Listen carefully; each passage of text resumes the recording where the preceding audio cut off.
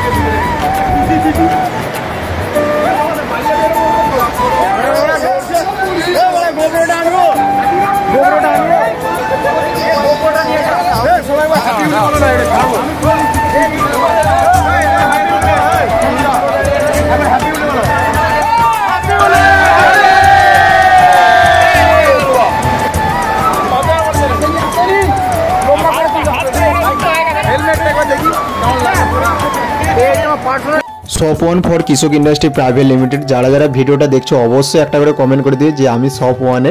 তারপরে কিছু ছবি তুলে নিয়েছিলাম, সকলেই ছবি তুলতে এক্সাইটেড। আর এই ছবিগুলি স্মৃতি হিসেবে রয়ে যাবে। এখানে জয়দা আছে, সুব্রত আছে, সৌমিত্র দা, তারপরে অনন্ত দা, সমর দা, এইটা হচ্ছে রাকেশ দার সাথে আমি ছবি তুলেছিলাম। এখানে আছে কোয়ালিটির বিভিন্ন ছেলেরা, মানে বিভিন্ন দাদারা, অনন্ত দাও ছিল। তারপরে এখানে আবার এখানে জয়দা ছিল, সুব্রত, সৌমিত্র দা, তারপর মোটু ভাই, এখানে অনন্তদা আর মোটু ভাই আছে এবং তার সাথে আমি আছি। এটা হচ্ছে সৌরভ এবং পেছনে হচ্ছে সমরদা।